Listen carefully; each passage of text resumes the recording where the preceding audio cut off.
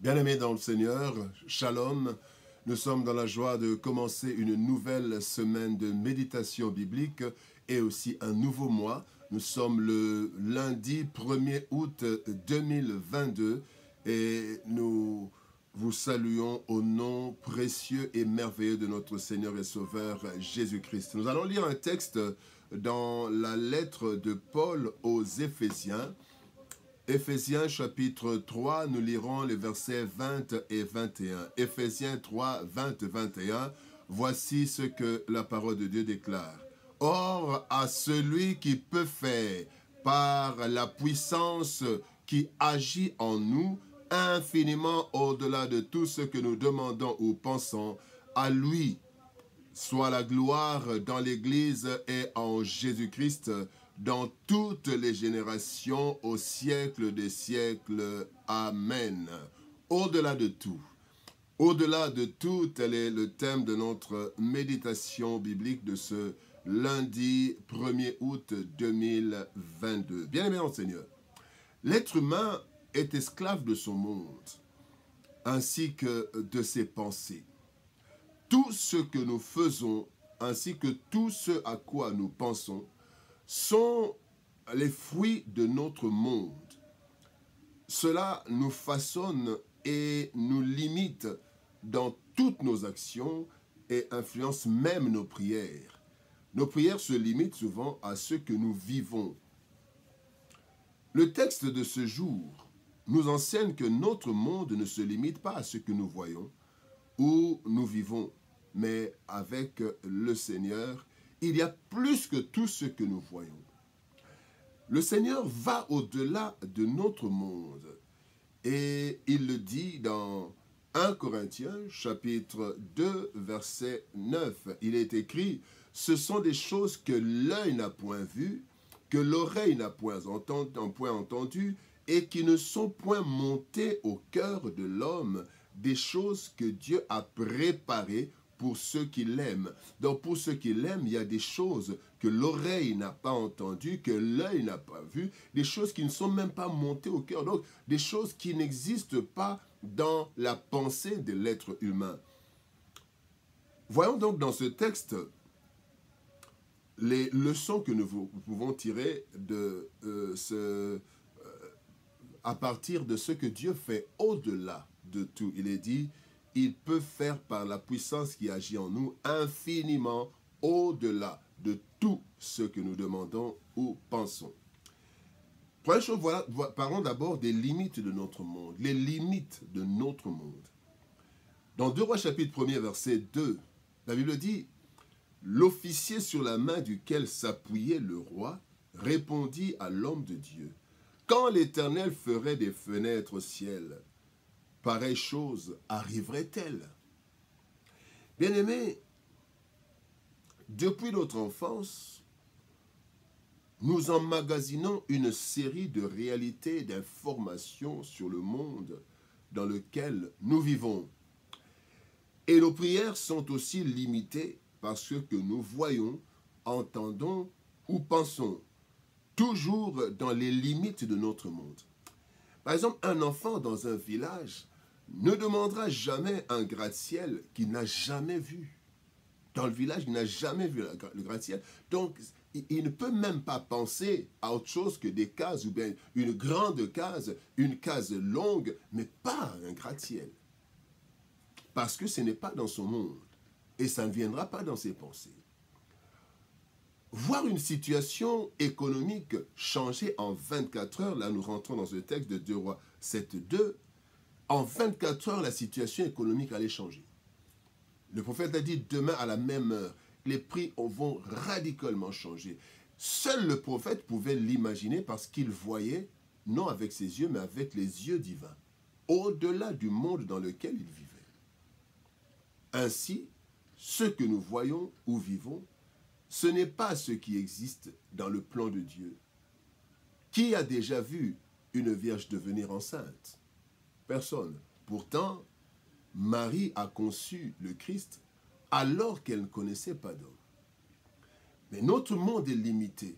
C'est notre monde. Je ne dis pas le monde, je ne dis pas l'univers, mais notre monde. Chacun a son monde. Deuxième chose, deuxième leçon, nous voulons parler des limites de nos pensées. Dans Genèse chapitre 15, verset 2, Abraham répondit, il est dit, Abraham répondit, Seigneur éternel, que me donneras-tu?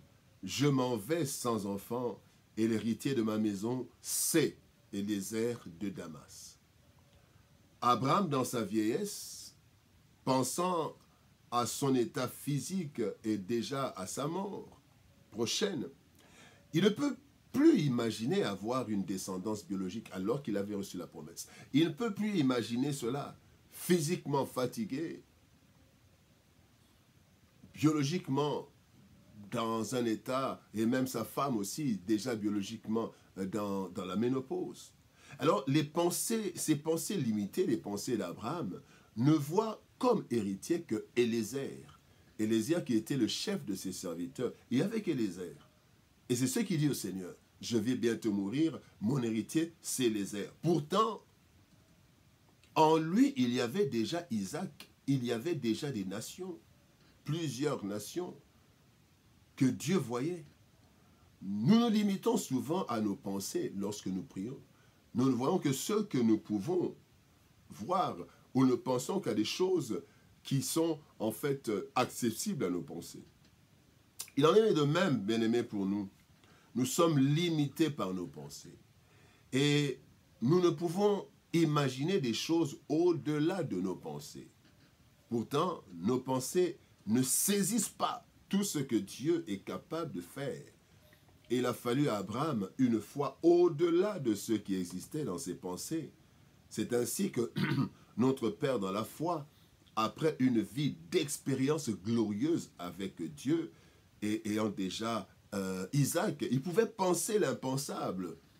25 ans en attendant un enfant, finalement, il a Isaac, l'enfant de la promesse, après Ismaël, il a l'enfant de la promesse, et le Seigneur lui dit de sacrifier cet enfant.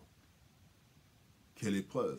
Mais voici ce que dit la Bible, parce que il est allé sacrifier cet enfant. La Bible dit dans Hébreux chapitre 11, verset 19, il pensait, donc Abraham pensait que Dieu est puissant, même pour ressusciter les morts. Ainsi le recouvrira-t-il, et le recouvra-t-il par une sorte de résurrection. Et là, ayant vécu des choses, il a pensé à la résurrection qui n'était pas, en fait, en ce moment-là, des choses que les gens avaient vues. On n'avait jamais vu la résurrection, mais tellement qu'il a eu des expériences avec le Seigneur, il a pensé maintenant que Dieu pouvait même ressusciter. Les limites de nos pensées. Abraham était limité, mais avec l'expérience, mais il était toujours limité. La troisième leçon, c'est la puissance qui agit en nous. Il est dit, or à celui qui peut faire par la puissance qui agit en nous.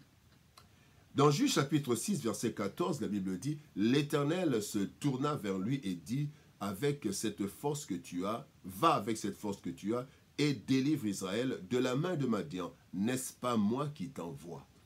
Josué ne pouvait pas imaginer qu'en lui, il y avait une force surnaturelle capable de vaincre les ennemis d'Israël. Mais l'Éternel lui dit d'aller délivrer Israël avec cette force qu'il ignore, mais qui se trouve en lui.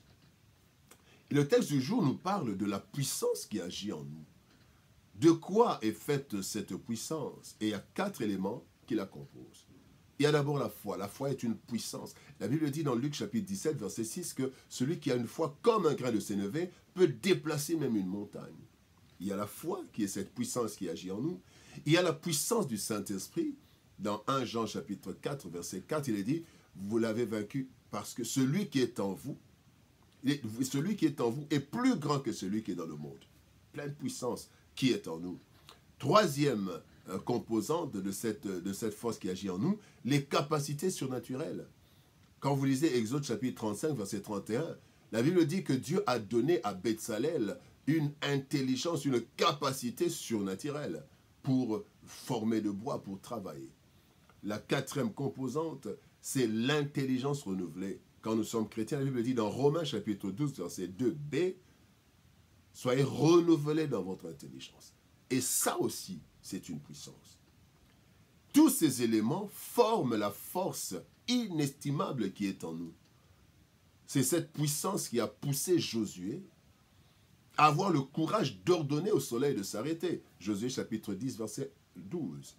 C'est cette puissance qui a permis à Élie d'affronter des prophètes de Baal, plus de 500, en demandant le feu du ciel dans 1 Roi chapitre 18.